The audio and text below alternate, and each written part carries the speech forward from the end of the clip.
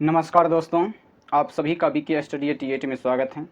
आज की इस वीडियो में हम लोग क्लास 6 ज्योग्राफी चैप्टर नंबर 3 का नाम है पृथ्वी की गतियाँ। पृथ्वी की गति के बारे में हम लोग आज जानेंगे। चलिए दोस्तों देखते हैं और लाइन बाय लाइन हम पढ़ते जाएंगे। जैसा कि आप जानते हैं, हाईलाइटेड पॉइंट को पढ़ रहे हैं। पृथ्वी की गति दो प्रकार की हैं, घूर्णन एवं परिक्रमण। पृथ्वी का अपने अक्ष पर घूमना घूर्णन कहलाता है। सूर्य के चारों ओर एक स्थिर कक्ष में पृथ्वी की गति को परिक्रमण कहते हैं। Next paragraph. पृथ्वी का अक्ष एक काल्पनिक रेखा है जो इसके कक्षीय सतह से 66.5 डिग्री का कोण बनाती है। वह समतल जो कक्ष के द्वारा बनाया जाता है उसे कक्षीय समतल कहते हैं। पृथ्वी सूर्य से प्रकाश प्राप्त करती है। पृथ्वी का आकार गोले के समान है, इसलिए एक समय में सिर्फ इसके आधे भाग पर ही सूर्य की रोशनी प्राप्त होती है, जो कि चित्र संख्या 3.2 में दिखाया गया है। आगे देखते हैं। सूर्य की ओर वाले भाग में दिन होता है, जबकि दूसरा भाग जो सूर्य से दूर होता है वहाँ रात होती है। ग्लोब पर वह वृत्त जो दिन तथा रात को विभाजित करता है उसे प्रदीप्त वृत्त कहते हैं। यानी प्रदीप्त वृत्त का डिफिनेशन यहाँ से प्राप्त होता है। आप इसे कॉपी कलम पर नोट कर सकते हैं। यह वृत्त अक्ष के साथ नहीं मिलता है, जैसा कि चित्र संख्या 3.2 में देखा जा सकता है। पृथ्वी अपने अक्ष पर एक चक्कर पूरा करने में 24 घंटे का समय लेती है। घूर्णन के समय काल को पृथ्वी दिन कहा जाता है। यह पृथ्वी की दैनिक गति है। दोस्तों, इस बॉक्स वाले भाग को भी पढ़ लेते हैं जो हाईलाइटेड है। पृथ्वी को दर्शाने के लिए एक गेंद ले तथा सूर्य को दर्शाने के लिए एक जलती हुई मोमबत्ती। गेंद पर शहर एक्स को दिखाने के लिए निशाने लगाइए। अब गेंद को इस प्रकार रखें कि शहर एक्स में अंधेरा हो। गेंद को जब बाएं से दाएं घुमाएं, जैसे कि आप गेंद को थोड़ा घुमाते हैं तो शहर में सूर्योदय होगा। अगर गेंद को आप घुमाना जारी रखते हैं, बिंदु एक्स धीरे धीरे सूर्य से दूर चला जाता है। यह सूर्यास्त है, जो कि चित्र संख्या 3.2 में दिखाया गया है। ये अपने अक्ष पर भी घूमती हैं और सूर्य के चारों ओर चक्कर भी लगाते हैं। तो घूर्णन के कारण पृथ्वी पर दिन एवं रात और पृथ्वी के अक्ष का झुकाव तथा कक्षीय समतल। बॉक्स वाले पॉइंट को पहले देख लेते हैं। क्या आप जानते हैं? अगर आप जानते हैं तो बताएं। प्राचीन भारतीय खगोलशास्त्री आर्यभट्ट ने बताया था कि पृथ्वी गोल है और अपने अक्ष पर घूर्णन यानी घूमती या घूर्णन करती हैं। अगर पृथ्वी घूर्णन नहीं करे तो क्या होगा, ये सोचने वाली बात है। सूर्य के तरफ वाले पृथ्वी के भाग में हमेशा दिन होगा, जिसके कारण उस भाग में गर्मी लगातार पड़ेगी। दूसरे भाग में हमेशा अंधेरा रहेगा एवं दूसरे समय ठंड पड़ेगी। इस तरह की अवस्था में जीवन संभव नहीं हो पाएगा। नेक्स्ट पैराग्राफ देखते हैं, हाईलाइटेड पॉइंट। पृथ्वी की दूसरी गति जो सूर्य के चारों ओर कक्ष में होती हैं उसे परिक्रमण कहा जाता है। पृथ्वी एक वर्ष या 365 दिन 1/4 यानी 6 घंटा दिन में सूर्य का एक चक्कर लगाती हैं। हम लोग एक वर्ष 365 दिन का मानते हैं तथा सुविधा के लिए 6 घंटे को इनमें नहीं जोड़ते हैं, इनको हटा देते हैं, ऐसा ही है। आगे देखते हैं इस चित्र को। पृथ्वी का परिक्रमण एवं ऋतुओं में परिवर्तन को दिखाया गया है। यानी बीच में सूर्य हैं और चारों ओर पृथ्वी चक्कर लगा रहे हैं और ऋतुएं बदल रहे हैं अपने आप में। चलो आगे देखते हैं पैराग्राफ। 4 वर्षों में प्रत्येक वर्ष के बचे हुए 6 घंटे मिलकर एक दिन यानी 24 घंटे के बराबर हो जाते हैं। इसके अतिरिक्त दिन को फरवरी के महीने में जोड़ा जाता है। इस प्रकार प्रत्येक चौथे वर्ष फरवरी माह 28 दिन के बदले 29 दिन का होता है। ऐसा वर्ष जिसमें 366 दिन होते हैं उसे लीप वर्ष कहा जाता है। पता लगाइए कि अगला लीप वर्ष कब होगा। अगला लीप वर्ष कब होगा, इसका पता लगाकर आप कमेंट बॉक्स में जवाब दे सकते हैं। चित्र संख्या 3.3 में दिखाया गया है से स्पष्ट है कि पृथ्वी दीर्घवृत्ताकार पथ पर सूर्य के चारों ओर चक्कर लगाता है। ध्यान दीजिए कि पृथ्वी पूरे कक्ष में एक ही दिशा में झुकी हुई है। सामान्यतः एक वर्ष को गर्मी, सर्दी, बसंत एवं शरद ऋतुओं में बांटा जाता है। ऋतुओं में परिवर्तन सूर्य के चारों ओर पृथ्वी की स्थिति में परिवर्तन के कारण होता है। ऋतुओं में परिवर्तन सूर्य के चारों ओर पृथ्वी की स्थिति में परिवर्तन के कारण होता है। ये क्वेश्चन बन सकता है, इसको आप देख लें। आओ कुछ करके सीखते हैं, इनको भी देख लेते हैं। हाईलाइटेड पॉइंट है। क्या आप जानते हैं कि एक दीर्घवृत्त कैसे बनाया जाता है? एक पेंसिल, 2 पीने तथा एक धागे का छल्ला लीजिए। अब इन पीनों को कागज़ पर स्थिर कर दें, जैसा कि चित्र में दिखाया गया है। अब इन दोनों पीनों को घेरते हुए धागे के छल्लों को कागज़ पर रखें। अब पेंसिल से धागे को कसकर तानते हुए पेंसिल को धागे के साथ घुमाते जाइए। अब जो आकृति कागज़ पर बनेगी वह दीर्घवृत्त ही होगी। इसको आप रूम पर प्रैक्टिस कर सकते हैं। प्रैक्टिस करने में मज़ा आएगा, आप एक बार ज़रूर करिए। चित्र 3.3 में आप देखेंगे कि 21 जून को उत्तरी गोलार्ध सूर्य की तरफ झुका है। सूर्य की किरणें कर्क रेखा पर सीधी पड़ती हैं। इसके परिणाम स्वरूप इन क्षेत्रों में ऊष्मा अधिक प्राप्त होती हैं। ध्रुवों के पास वाले क्षेत्रों में कम ऊष्मा प्राप्त होती हैं, क्योंकि वहाँ सूर्य की किरणें तिरछी पड़ती हैं। उत्तर ध्रुव सूर्य की तरफ झुका होता है तथा उत्तरी ध्रुव रेखा के बाद वाले भागों पर लगभग 6 महीने तक लगातार दिन रहता है। चूँकि उत्तरी गोलार्ध के बहुत बड़े भाग में सूर्य की रोशनी प्राप्त होती है, इसलिए विषुववृत्त के उत्तरी भाग में गर्मी का मौसम होता है। 21 जून को इन क्षेत्रों में सबसे लंबा दिन तथा सबसे छोटी रात होती है। पृथ्वी की इस अवस्था को उत्तर आयनात कहते हैं। उत्तर आयनात की परिभाषा यहाँ से निकल कर आती है, इस रेड हाईलाइटेड से। अब ग्रीन हाईलाइटेड को देखते हैं। 22 दिसंबर को दक्षिण ध्रुव के सूर्य की ओर झुके होने के कारण मकर रेखा पर सूर्य की किरणें सीधी पड़ती हैं। चूँकि सूर्य की किरणें मकर रेखा पर लंबवत पड़ती हैं, इसलिए दक्षिणी गोलार्ध के बहुत बड़े भाग में प्रकाश प्राप्त होता है। इसलिए दक्षिणी गोलार्ध में लंबे दिन तथा छोटी रातें वाली ग्रीष्म ऋतु होती हैं। इसके ठीक विपरीत स्थिति उत्तरी गोलार्ध में होती है। पृथ्वी की इस अवस्था को दक्षिणी आयनात कहते हैं। तो यानी दक्षिणी आयनात का परिभाषा इस ग्रीन हाईलाइटेड वाले पॉइंट से निकल के आता है। आगे देखते हैं। 21 मार्च एवं 23 सितंबर को सूर्य की किरणें विषुववृत्त पर सीधी पड़ती हैं। इस अवस्था में कोई भी ध्रुव सूर्य की ओर नहीं झुका होता है, इसलिए पूरी पृथ्वी पर रात एवं दिन बराबर होते हैं। इसे विषुव कहा जाता है। यानी विषुव की परिभाषा इस पैराग्राफ से निकल कर आता है। नेक्स्ट पैराग्राफ देखते हैं। 23 सितंबर को उत्तरी गोलार्ध में शरद ऋतु होती है, जबकि दक्षिणी गोलार्ध में बसंत ऋतु होती है। 21 मार्च को स्थिति इसके विपरीत होती है। जब उत्तरी गोलार्ध में बसंत ऋतु तथा दक्षिणी गोलार्ध में शरद ऋतु होती है, 21 मार्च को स्थिति इसके विपरीत होती है। इस पैराग्राफ को फिर से रिपीट कर देते हैं। 23 सितंबर को उत्तरी गोलार्ध में शरद ऋतु होती है, जबकि दक्षिणी गोलार्ध में बसंत ऋतु होती है। इसके विपरीत 21 मार्च को स्थिति इसके विपरीत होती है, जब उत्तरी गोलार्ध में बसंत ऋतु तथा दक्षिणी गोलार्ध में शरद ऋतु होती है। इस बॉक्स वाले पॉइंट में हाईलाइटेड पॉइंट को देख लेते हैं पहले, इसके बाद रेड वाले पॉइंट को देखेंगे। पृथ्वी का अक्ष हमेशा एक ही स्थिति में झुका हुआ रहता है। पृथ्वी के परिक्रमण तथा पृथ्वी के अक्ष के निश्चित दिशा में झुके होने के कारण बस ऋतु परिवर्तन होता है। तो ऋतु परिवर्तन किसके कारण होता है, इस बॉक्स वाले पॉइंट से स्पष्ट हो जाता है। चलिए रेड वाले पॉइंट को देखते हैं। रेड में क्या, इस प्रकार स्पष्ट है कि पृथ्वी के घूर्णन एवं परिक्रमण के कारण दिन एवं रात तथा ऋतुओं में परिवर्तन होता है। दोस्तों, अभ्यास वाले प्रश्न के लिए प्रश्न संख्या 1 के अलग से वीडियो बना दिया जाएगा। हम ऑब्जेक्टिव वाले क्वेश्चन को इसके साथ ही देख लेते हैं। ऑब्जेक्टिव क्वेश्चन नंबर 2 में है। नंबर 1, पृथ्वी की सूर्य की चारों ओर की गति को कहा जाता है परिक्रमण।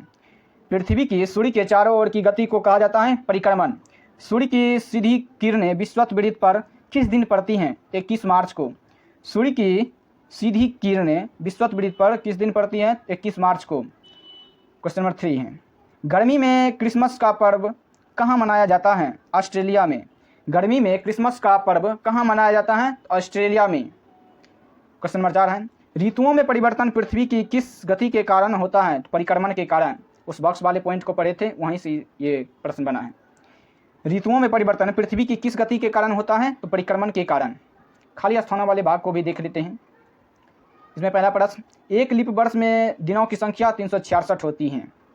एक लीप वर्ष में दिनों की संख्या 366 होती है। सेकंड क्वेश्चन देखते हैं, पृथ्वी की प्रतिदिन की गति को घूर्णन कहते हैं। पृथ्वी की प्रतिदिन की गति को घूर्णन कहते हैं। थर्ड क्वेश्चन देखते हैं, पृथ्वी सूर्य के चारों ओर स्थिर कक्षा में घूमती है। पृथ्वी सूर्य के चारों ओर स्थिर कक्षा में घूमती हैं। क्वेश्चन नंबर 4 देखते हैं, 21 जून को सूर्य की किरणें कर्क रेखा पर सीधी पड़ती हैं। 21 जून को सूर्य की किरणें कर्क रेखा पर सीधी पड़ती हैं। क्वेश्चन नंबर 5 देखते हैं, शीत ऋतु में दिन छोटे होते हैं। शीत ऋतु में दिन छोटे होते हैं। दोस्तों, इसी वीडियो में चैप्टर नंबर 4 को भी देख लेते हैं। चैप्टर नंबर 4 में मानचित्र के बारे में दिया हुआ है, तो हम चैप्टर नंबर 4 को भी इसी वीडियो में देख लेते हैं, क्योंकि सिर्फ चैप्टर नंबर 3 को बनाएंगे तो बहुत छोटा वीडियो बन जाएगा। तो चलिए दोस्तों देखते हैं चैप्टर नंबर 4।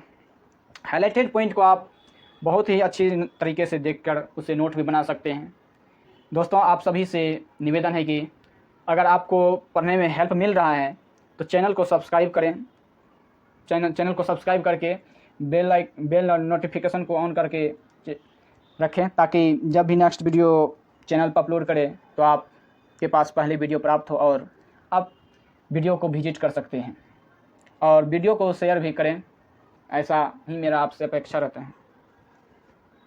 चलिए दोस्तों देखते हैं, लाइन बाय लाइन पढ़ते हैं। आप पिछले अध्याय में ग्लोब के महत्व के बारे में पढ़ चुके हैं। ग्लोब में अध्ययन की कुछ सीमाएं होती हैं। जब हम पूरी पृथ्वी का अध्ययन करना चाहते हैं तब ग्लोब हमारे लिए काफ़ी उपयोगी साबित होता है। लेकिन जब हम पृथ्वी के केवल एक भाग जैसे अपने देश, राज्यों, जिलों, शहरों तथा गांवों के बारे में अध्ययन करना चाहते हैं तो यह हमारे लिए उतना उपयोगी साबित नहीं होती हैं। ऐसी स्थिति में हम मानचित्रों का उपयोग करते हैं। हाईलाइटेड पॉइंट को देख रहे हैं। मानचित्र पृथ्वी की सतह या इसके एक भाग का पैमाने के माध्यम से चपटी सतह पर खींचा गया चित्र है। लेकिन एक गोलाकार सतह को पूरी तरह से चपटा करना असंभव है। मानचित्र, नेक्स्ट पैराग्राफ, मानचित्र हमारे विभिन्न ज़रूरतों के लिए आवश्यक हैं। कुछ मानचित्र एक छोटे क्षेत्र एवं कुछ तथ्यों को दर्शाता है। दूसरे मानचित्र में एक बड़ी किताब की तथ्य की तरह हो सकते हैं। हाईलाइटेड पॉइंट को देख रहे हैं। जब बहुत से मानचित्रों को एक साथ रख दिया जाता है तब एक एटलस बन जाता है। एटलस विभिन्न प्रकारों तथा अलग अलग पैमानों से खींची गई मापों पर आधारित होता है। मानचित्रों से एक ग्लोब की अपेक्षा हमें ज़्यादा जानकारी प्राप्त होती है। मानचित्र विभिन्न प्रकार के होते हैं, जिनमें से कुछ को नीचे वर्णित किया गया है। तो भौतिक मानचित्र के बारे में हम लोग जानने का प्रयास करेंगे। चलिए दोस्तों, पहले भौतिक मानचित्र के बारे में जानते हैं। आखिर भौतिक मानचित्र होता क्या है, इनके बारे में जानते हैं। पृथ्वी की प्राकृतिक आकृतियों जैसे पर्वतों, पठारों, मैदानों, नदियों, महासागरों इत्यादि को दर्शाने वाले मानचित्रों को भौतिक या उच्चावच मानचित्र कहते हैं। यानी भौतिक मानचित्र किनको कहेंगे? जिसमें पर्वतों, पठारों, मैदानों, नदियों इत्यादि को दर्शाया जाता है, महासागरों को भी दर्शाया जाता है, तो उसे भौतिक मानचित्र कहेंगे। राजनीतिक मानचित्र के बारे में हम लोग जानते हैं।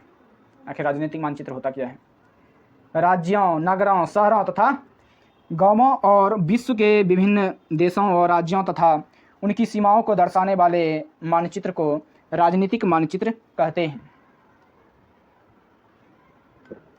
राज्यों, नगरों, शहरों तथा गांवों और विश्व के विभिन्न देशों और राज्यों तथा उनकी सीमाओं को दर्शाने वाले मानचित्र को राजनीतिक मानचित्र कहते हैं।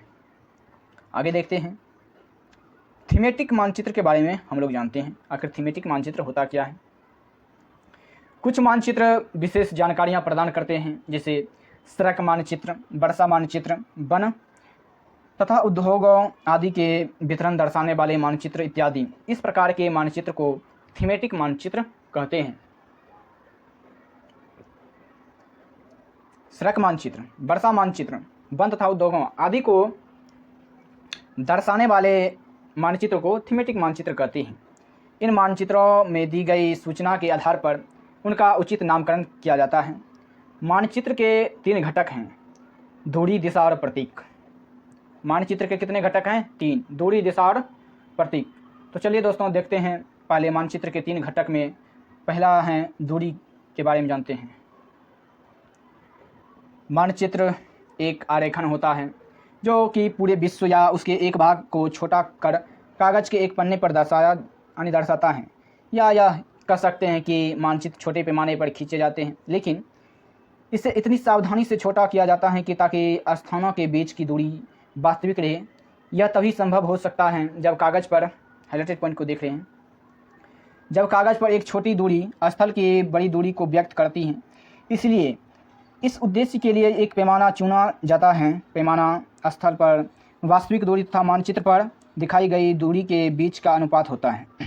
उदाहरण के लिए आपके विद्यालय एवं आपके घर के बीच की दूरी 10 किलोमीटर है, जिसे मानचित्र पर 2 सेंटीमीटर की दूरी से व्यक्त किया गया है।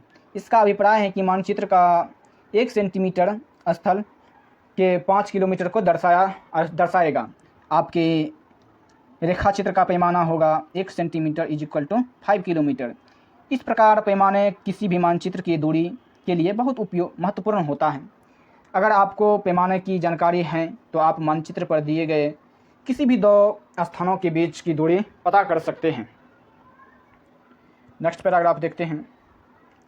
जब बड़े क्षेत्र वाले भागों जैसे महाद्वीपों या देशों को कागज़ पर दिखाना होता है, तब हम लोग छोटे पैमाने का उपयोग करते हैं। उदाहरण के लिए मानचित्र पर 5 सेंटीमीटर स्थल के 500 किलोमीटर को दर्शाता है। इसको छोटे पैमाने वाला मानचित्र कहते हैं। Next paragraph. जब एक छोटे क्षेत्रफल वाले भाग जैसे आपके गांव या शहर को कागज़ पर दिखाना होता है, तब हम बड़े पैमाने का उपयोग करते हैं। जैसे स्थल पर 500 मीटर की दूरी को मानचित्र पर 505 सेंटीमीटर से दर्शाया जाता है। इस प्रकार के मानचित्र को बड़े पैमाने वाला मानचित्र कहते हैं। रेड कलर वाले हाइलाइटेड पॉइंट को देख रहे हैं। बड़े पैमाने वाले मानचित्र छोटे पैमाने वाले मानचित्र की अपेक्षा अधिक जानकारी प्रदान करते हैं। क्या है? बड़े पैमाने वाले मानचित्र छोटे पैमाने वाले मानचित्र की अपेक्षा अधिक जानकारी प्रदान करते हैं या प्राप्त उससे होता है।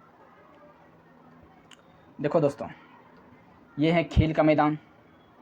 एक गांव का मानचित्र इसमें दिखाया गया है। ये है शायद पोस्ट ऑफिस, सामुदायिक केंद्र, दुकानें, विद्यालय, विकास का घर, शीला का घर, करीम का घर, फलोद्यान यहाँ है। इसमें संबंध पूछ सकता है कभी, वैसे पूछेगा, ये सब नहीं। चलिए दोस्तों, दिशा के बारे में आप जानते हैं। दिशा, दूरी और प्रतीक मापन का था 3 घटक, उसमें अब दिशा को देख रहे हैं हम। अधिकतर मानचित्रों में ऊपर दाहिनी तरफ तीर का निशान बना होता है, जिसके ऊपर अक्षर U लिखा होता है। यह तीर का निशान उत्तर दिशा को दर्शाता है। इसे उत्तर रेखा कहा जाता है। जब आप उत्तर के बारे में जानते हैं, तब आप दूसरी दिशा जैसे पूर्व, पश्चिम तथा दक्षिण के बारे में पता लगा सकते हैं। चित्र संख्या 4.2 में 4 हाइलाइटेड पॉइंट को देख रहे हैं। 4 मुख्य दिशाओं उत्तर, दक्षिण, पूर्व एवं पश्चिम को दिखाया गया है। वे प्रधान दिग्बिंदु कहते हैं। तो प्रधान दिग्बिंदु कौन कौन है? उत्तर, दक्षिण, पूर्व, पश्चिम। ग्रीन हाइलाइटेड पॉइंट को देखते हैं। बीच की 4 दिशाएं उत्तर पूर्व, दक्षिण पूर्व, दक्षिण पश्चिम, उत्तर पश्चिम। इन बीच वाले दिशाओं की मदद से किसी भी स्थान की सही स्थिति का पता लगाया जा सकता है। आगे देखते हैं। चित्र 4.1 से निम्नलिखित दिशाओं का पता लगाइए। विकास के घर से सामुदायिक केंद्र तथा खेल के मैदान की दिशा, दुकानों से विद्यालय की दिशा। आप इसको चित्र को वीडियो को पॉज कर पता कर सकते हैं, ये वैसे पूछेगा नहीं।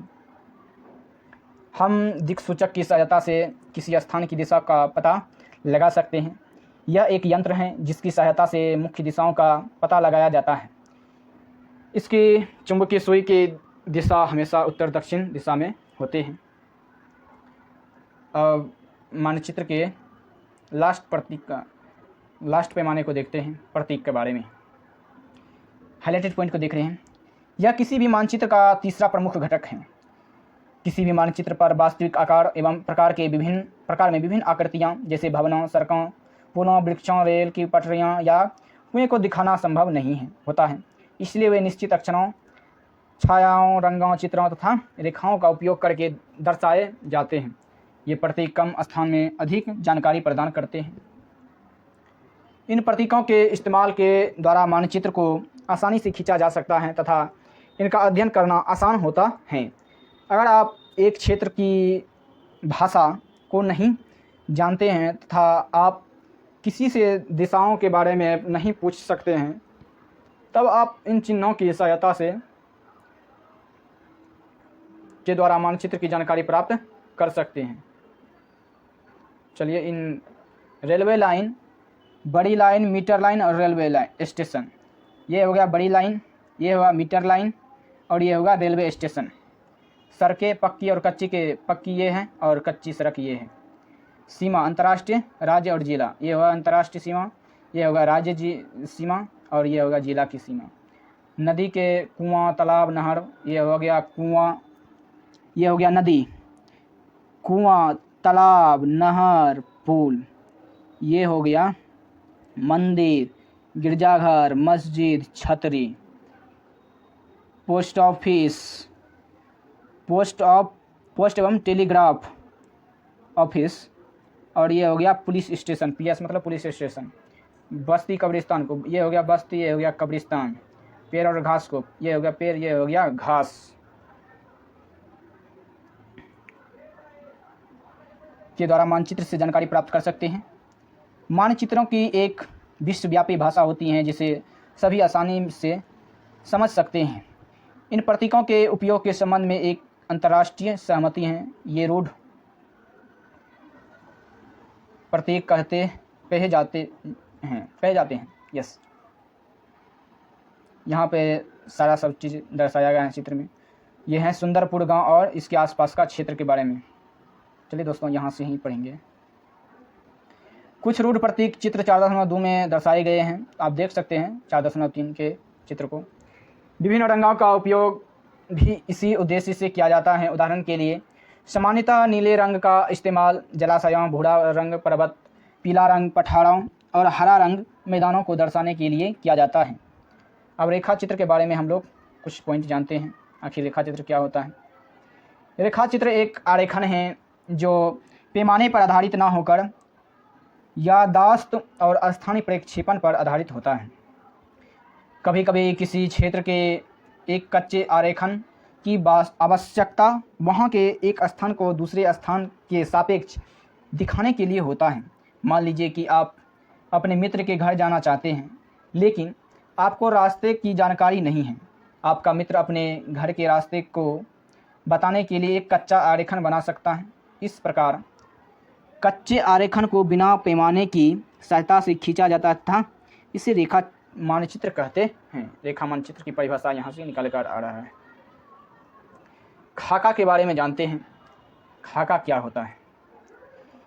एक छोटे क्षेत्र का बड़े पैमाने पर खींचा गया रेखा चित्र खाका कहलाता है। एक छोटे क्षेत्र का बड़े पैमाने पर खींचा गया रेखा चित्र खाका कहलाता है। एक बड़े पैमाने वाले मानचित्र से हमें बहुत सी जानकारियाँ प्राप्त होती हैं, लेकिन कुछ ऐसी चीज़ें होती हैं जिन्हें हम कभी कभी जानना चाहते हैं, जैसे किसी कमरे की लंबाई एवं चौड़ाई, जिसे मानचित्र में नहीं दिखाया जा सकता है। उस समय हम लोग बड़े पैमाने वाले एक रेखा चित्र खींच सकते हैं, जिसे खाका कहा जाता है। दोस्तों, अभ्यास वाले प्रश्न में प्रश्न संख्या 1 के लिए अलग से वीडियो बना दिया जाएगा। यहाँ पे ऑब्जेक्टिव का क्वेश्चन देखते हैं। पहला है, वृक्षों के वितरण को दिखाने वाले मानचित्र थीमेटिक मानचित्र हैं। वृक्षों के वितरण को दिखाने वाले मानचित्र थीमेटिक मानचित्र हैं। नीले रंग का इस्तेमाल किसे दिखाने के लिए किया जाता है? जलाशयों। नीले रंग का इस्तेमाल किसे दिखाने के लिए किया जाता है? जलाशय। दिक् सूचक का उपयोग किया जाता है मुख्य दिशा का पता लगाने के लिए। दिक् सूचक का उपयोग किया जाता है मुख्य दिशा का पता लगाने के लिए। पैमाने आवश्यक हैं मानचित्र के लिए। पैमाने आवश्यक हैं मानचित्र के लिए। दोस्तों